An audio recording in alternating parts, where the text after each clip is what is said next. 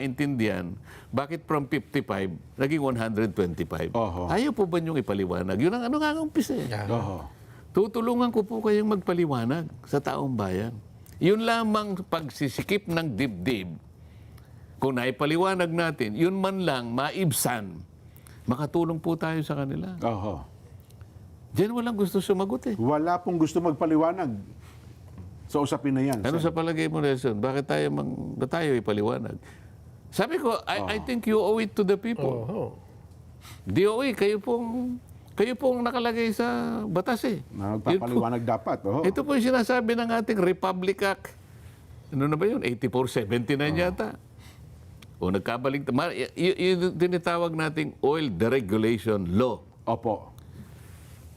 Meron pong remedyong gobyerno sa ganitong mga pagkakataon eh. Noong una po yung impeachment, Sen eh. O baka naman sabihin nila. Eh, hindi ba kayo nang nagsabi na kung halimbawa may paglabag naman, eh, isa yang pamamaraan para sa may pananagutan, di ba? Opo. Oo. Accountability. Oo nga po, pero babantayan po inyo.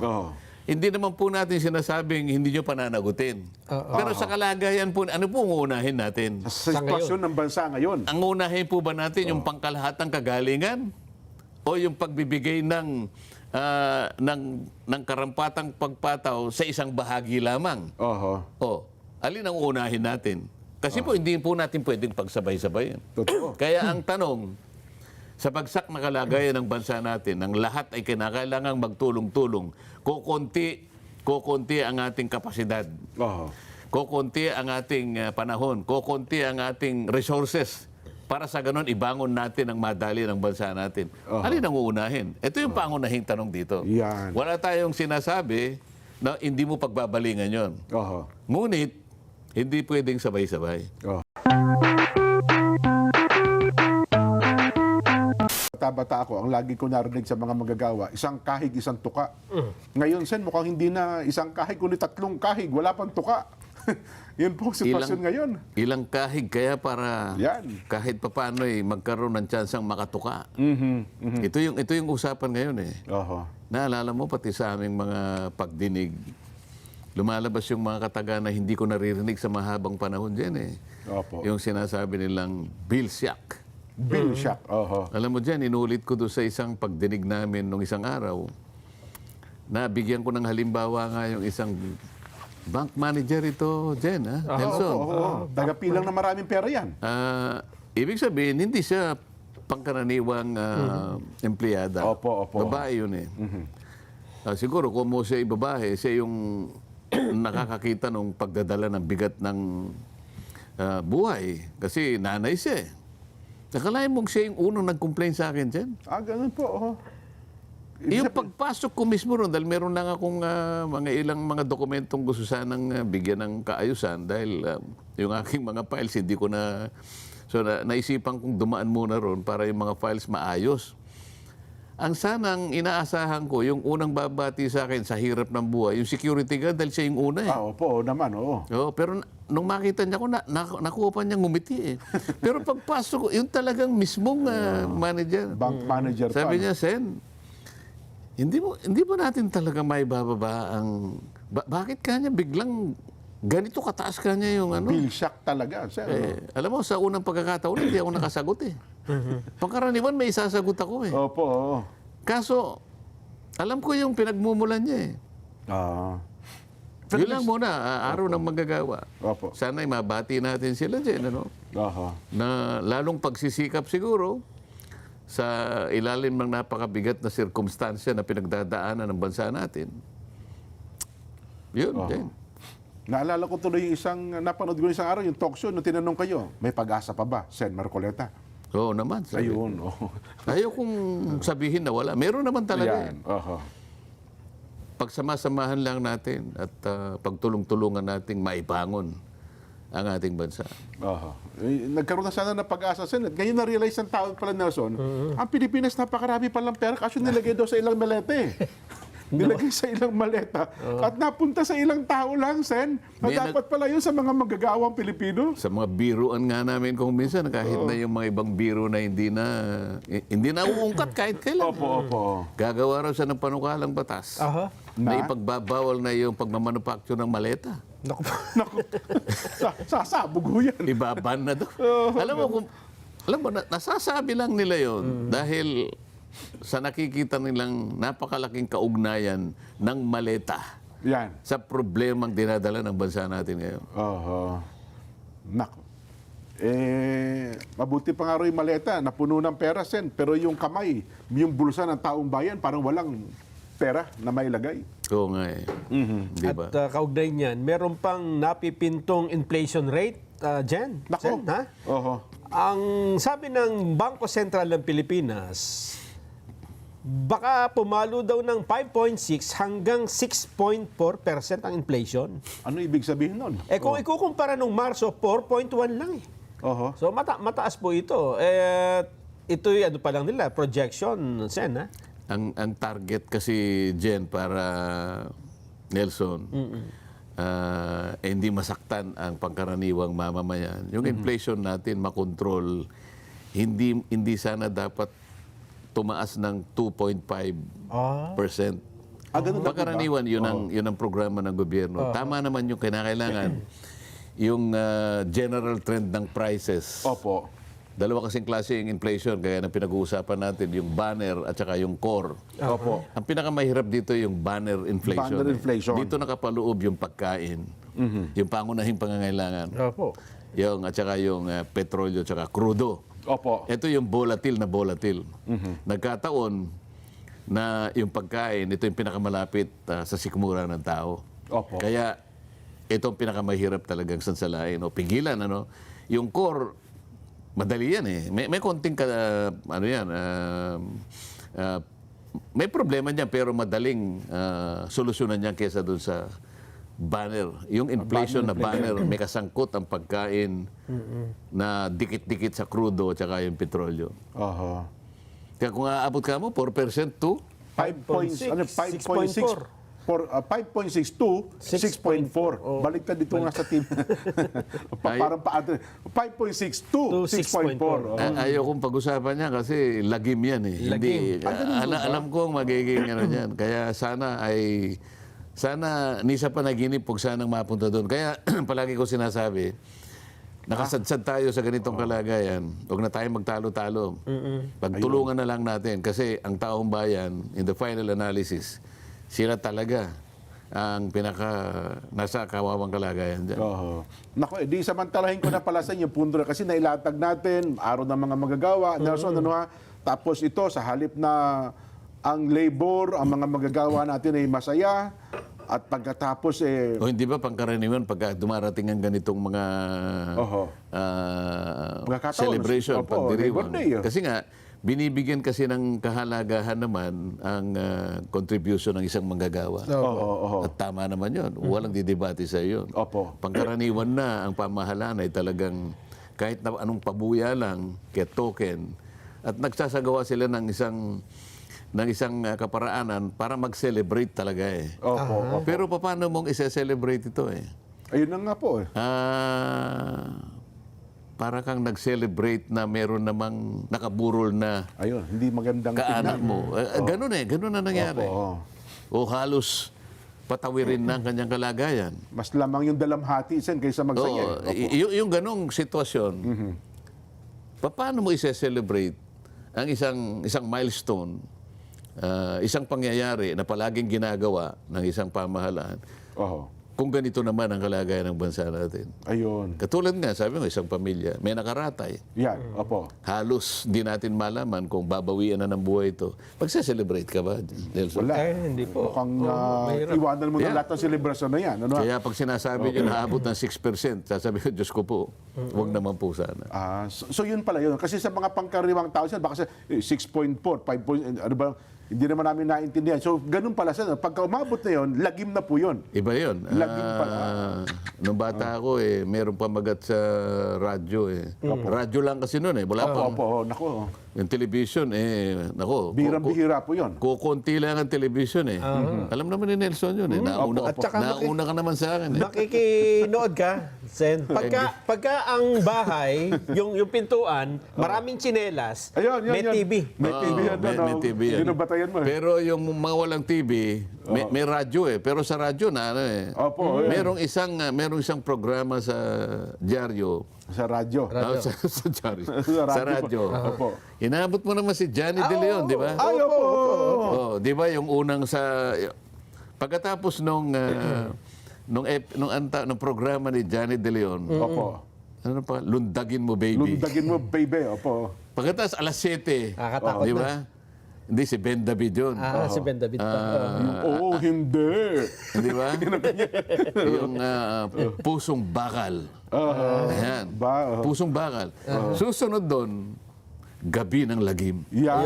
Dapat hapon na yan. Yung nakakatakot. Ang mangyayari dyan, kung ako'y nakikinig doon sa medyo malayo-layo, Opo. alam mo naman yung baryo, alam mo yung ang meron lamang mga ilaw na Ay, kukuti-kutitap, yung poste poste sa kalsada. Opo. Kung nagkataon yung may radyo, gabi ng lagim kasi, May alulong pa yun eh.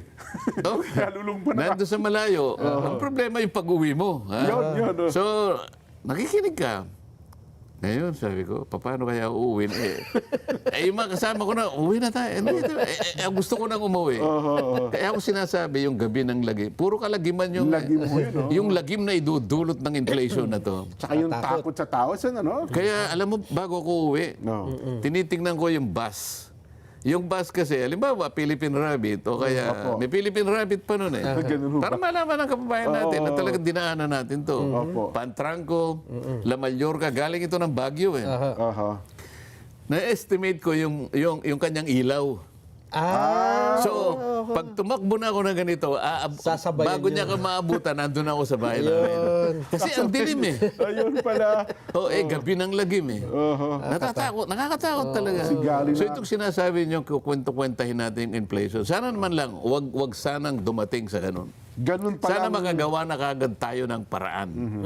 Yung paraan na na talagang papunta doon sa normalcy. Opo. Hindi yung parang palliative, band-aid solution. Mahirap yun. So sa nakakaintindi pala, Sen, ang epekto pala nun, yung damdamin mo, habang ikaw ay, kumbaga katatapos mo lang manood at makinig ng gabi ng lagim. Ganun pala ang takbo na yun. Mabigat. Nervous ka pa. Kakabahan ka yung pag-uwi mo lang, problema na eh. Isipin mo, ayun yung pantrangko. Nakukuha ko na yung ano eh. Hindi ko alam kung pero yung sinag niya malakas. Opo. Tatakbo na ako parang nag-guide niya ako.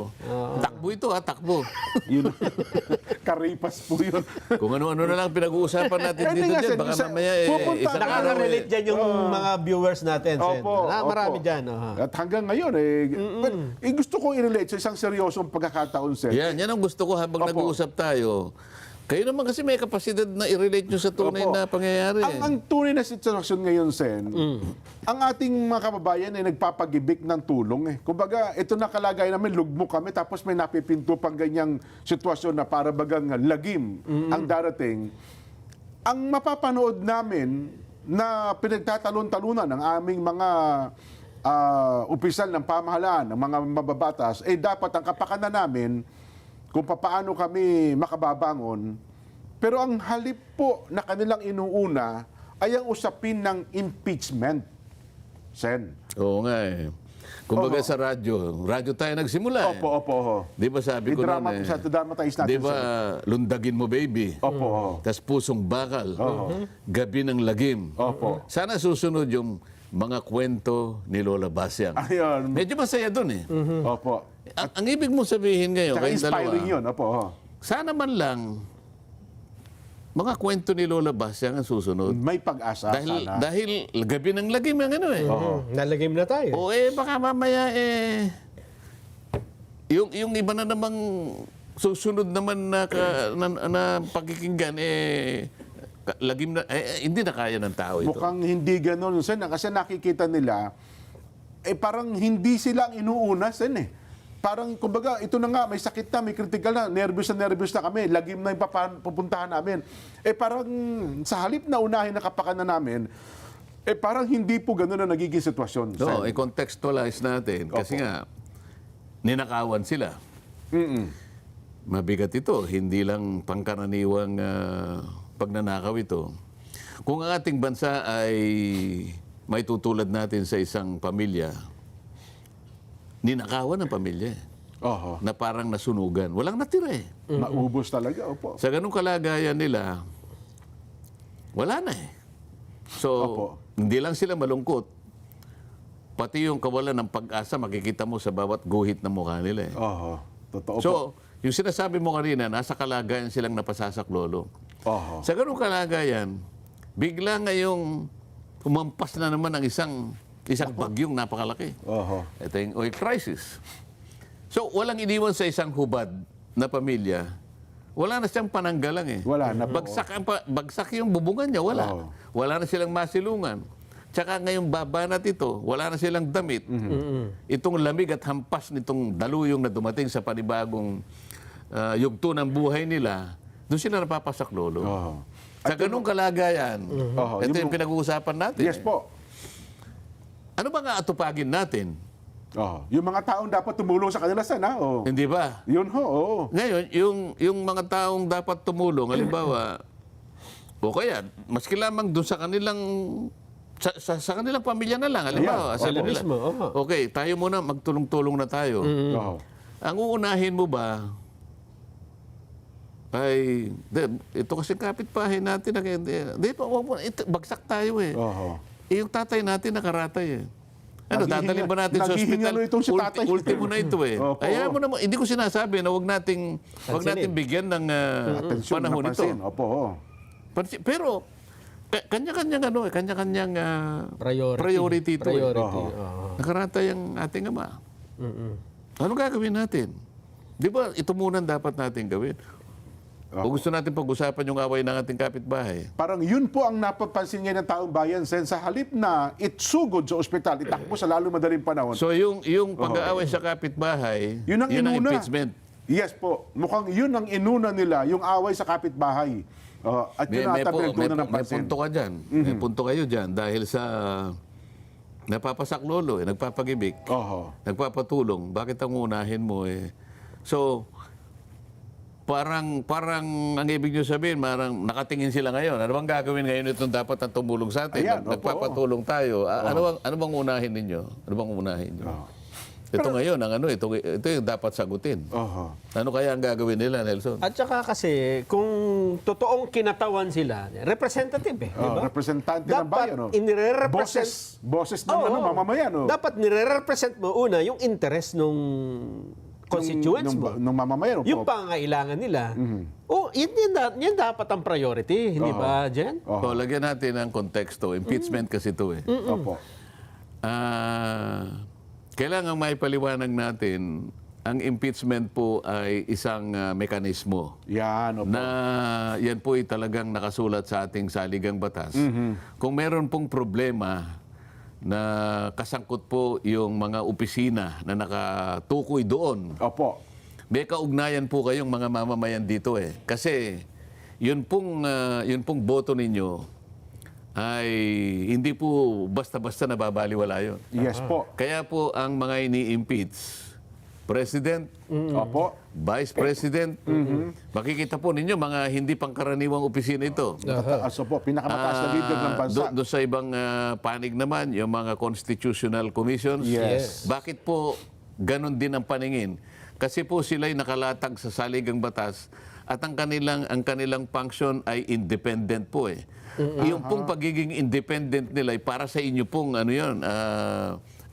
pangkalahatang kagalingan. Para sa taong bayan. Kaya meron pong COA, Ayun. kaya meron pong civil service, kaya meron pong COMELEC. Commission on Elections. Yes Bakit po sila ay binigyan po ng ganong klaseng pananagutan? Ombudsman pala, Sen. Di ba? Kasama rin. Ang ombudsman. Ombudsman, Ito, ganito opo, po yan. opo.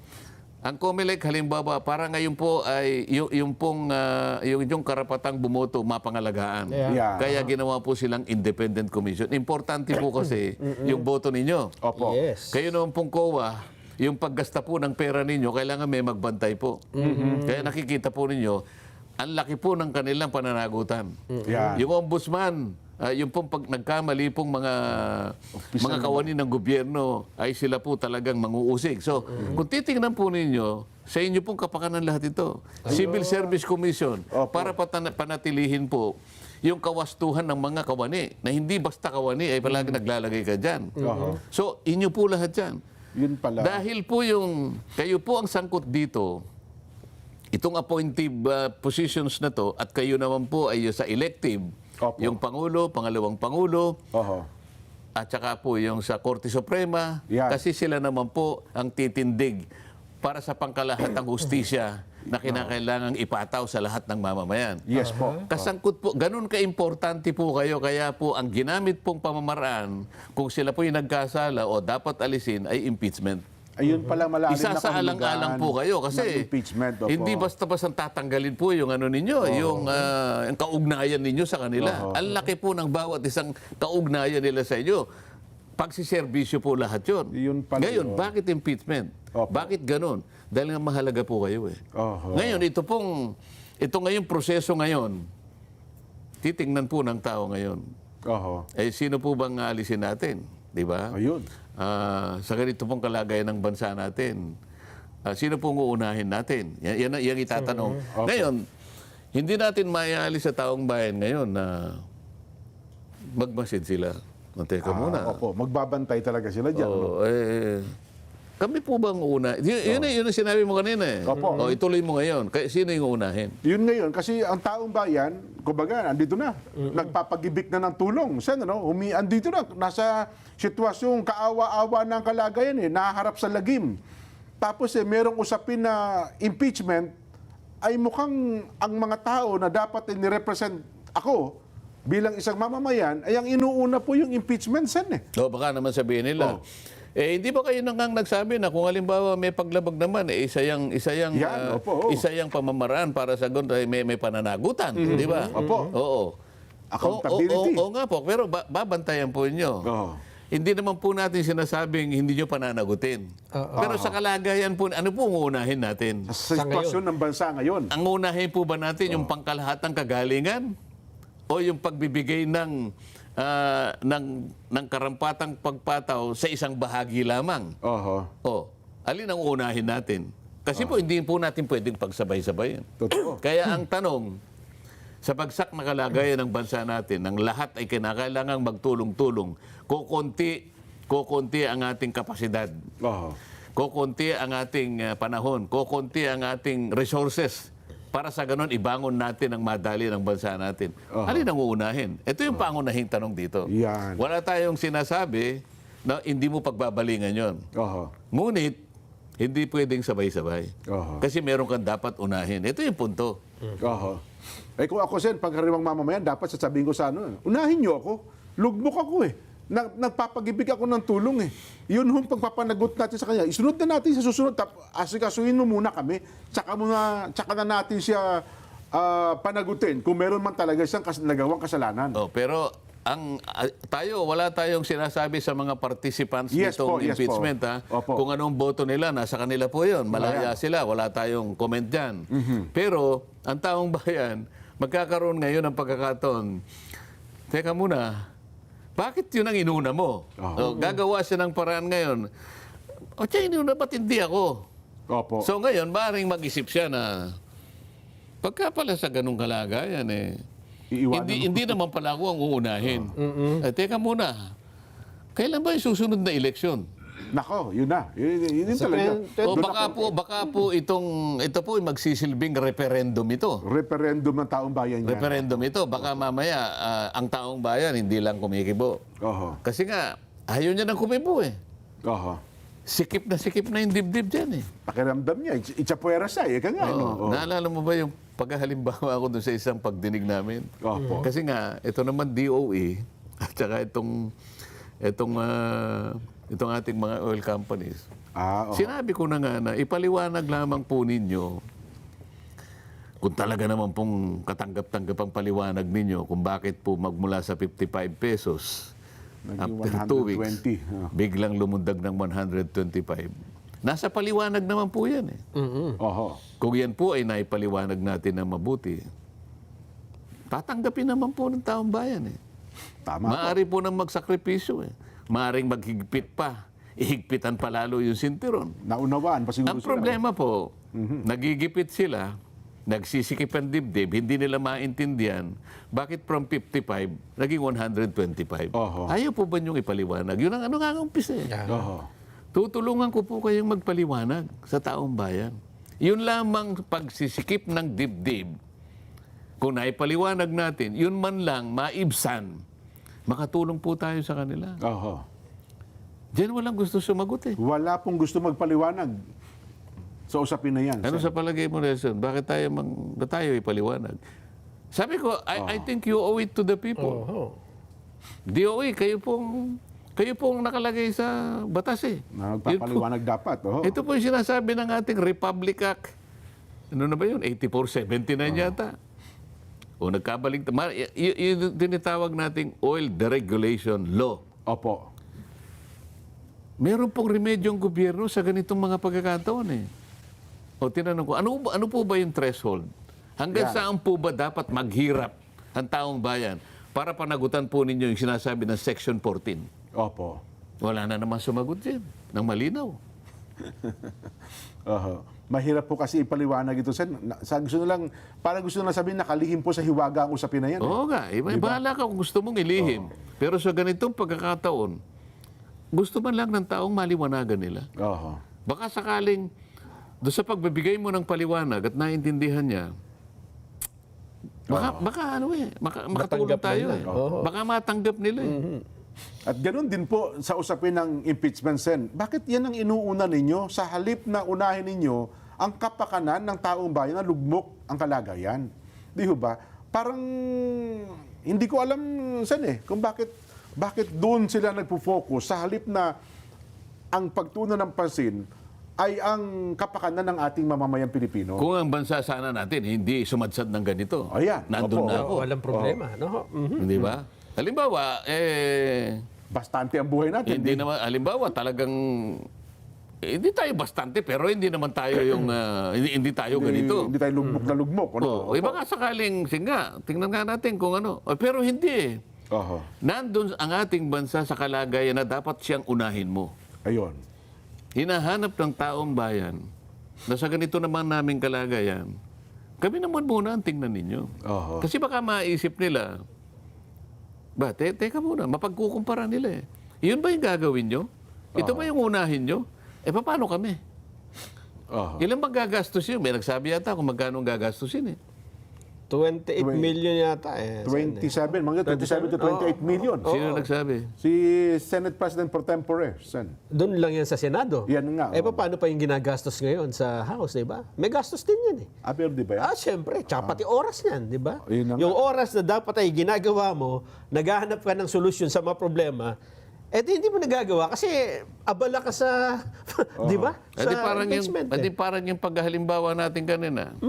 Nakaratay ang tatay mo. Ayan. Opo. Ang gusto mo, yung pag-aaway niyo, nagagastos ka pa ng ganito. Ayun nga. Oho. Yung paggastos mo dyan, Ayun. dalhin na natin sa ospital. Itakbo na agad natin. No? Baka masalba pa natin ang buhay ni tatay. Parang Hindi ka ganun man dating, opo. hindi ka man pwedeng dapat magsabi na kung halaga na gagastahin mo pa rito dahil nakaratay nga ito eh. Bakit yun ang munahin mo at gagasta ka pa roon? Yun na nga. Yun ang punto eh. Oho. Kaya ako, kung ako ay mamimili ng magre-represent sa akin dyan, Oo. hindi ako pipili nung ang ire-represent ay hindi yung interest ng tulad kong simpleng mamamayan. Lalong-lalo na sa kalagayan mo ngayon. Ipasas natin yun. Ipasas natin yun. Sa kalagayan ng bansa natin ngayon. Ngayon. Opo, ngayon. Na wala man lang nag-isip na ito yung una mong gawin. Opo. Sadsad eh. Bagsak eh. Oho. Nako. Ngayon, no, Pag-usapan natin kung ano yung, kung bakit ka nagkabagsak-bagsak tayong ganito. Oho. Pag-usapan natin ng kuryente. Hindi, Sen. Tama, pupunta natin yung punto na yan. Magbe-break din tayo. Pero ang ibig ko lang Kasi, sabihin... Opo. alam mo, inaalis kita sa gabi ng lagim eh. So, sige. ang gusto ko lang ipunto, kailan sila boboto? May 4 ba? Hindi. May 4, meron pa. Pero yung May 11. May 11. Ayun. So, sa tingin ko, dito ang taong bayan, idadaan sa parang microscope ang kanilang mga representante Babantayan. kung sino ang boboto ng pabor at hindi pabor, Sen. Ako sa tingin ko, babantay ng ating kababayan. Idadaan sa microscope sapagkat ang proseso ay parang referendum sa kanila. Oho. Dito sila susukatin. Yes. Sa tingin ko, ganun ang titingnan ng mamamayan ngayon. Oho. Okay lang yun proseso naman ito talaga. Yes po yan. Kung may problema talaga, sige gawin nyo. Kaya lang, ang sinasabi natin, gagawin nyo ba ito sa panahong ito ng ating bansa ay nasa sadlak sa ganitong kalagayan? Oho. Alin ang unahin mo? Ayan. Yan. Tingnan natin sa ating mga kababayan. Wala ba tayong Vox Populi? Populi? Na-ready mo ba yung ating QR code, Nelson? Naka-ready naman. Ayun. Sige, mag-break lang tayo tapos maglatag tayo ng Vox Populi. Kasi siguro baka sabihin ng mga mababatas natin, baka naman hindi ito pansinin ng taong bayan. Hindi, papansinin po kayo dito. At Subukan nyo. ako sa tingin ko, ililista mo, ang apelyido mo ay De La Cruz. Sino pa mga De La Cruz na mga kamag-anak nitong tumatakbo pa ngayon? Babantayan ko ito isa-isa. Di ba? Juan De La Cruz, ha? Ikaw pala, may ganito ka pala dito, sa kabila pala, meron ka, Ang tawag kasi dyan, Jen, doon sa mga pag-uusap na ganyan, ang tawag na sa mata, manhid yan Dyan Diba? Ganun ba? Yung walang pakiramdam na, hindi mo man lang mapakiramdaman kung anong gusto ng nire-represent mo. Diba? Eh di para malaman mo, puntahan mo sila. Ayun nga Ayun, po. tanungin mo Hindi sila. ba representative ka? Yes. Ano ibig sabihin ng representative din? Kinatawan. Kinatawan. Yan, opo. Palaging kumukonsulta, palaging pumupunta sa kanyang nasasakupan. Magtanong, ano po ba ang kalagayan nyo? Ano po bang mabuti nating gawin? Tanong O di ko siguro pagkapunta mo, iho, iha, Ayan. unahin mo muna. Unahin mo muna kapakanan. Hindi mo ba kami nakikita? Kailangan pa ba namin sabihin sa'yo ng diretso? Kaso, kinonsulta lang sila nung bago mag-eleksyon. Kaya ang mga botante, babawi kami sa iyo pag darating na eleksyon. nga, no? Yung bang, Kami naman ang babawi sa iyo. kumbaga sa manliligaw, magaling lang nung nanliligaw, ano? Oo, nung sinagot sinagot na, wala, bahala ka sa buhay mo. Pero dyan kailangan nating bigyan ng ng pagpapaliwanag. Opo. Wala tayong sinasabi na ang impeachment ay dapat na ipagpaliban o kung Hindi ganito. po, proseso po Yun yun ay proseso. Yes Ang po, pinag-uusapan lang natin, tamang panahon ba ito dahil ang bansa natin ay nasa ganitong kalagayan. Nasa lugbok na kalagayan. Nakalugmok. So anumang bagay na gagawin mo na hindi papunta sa kanila, Opo. pinatatagal mo ang kalagayan nila. Tatandaan ka ng taong bayan. Tingnan natin.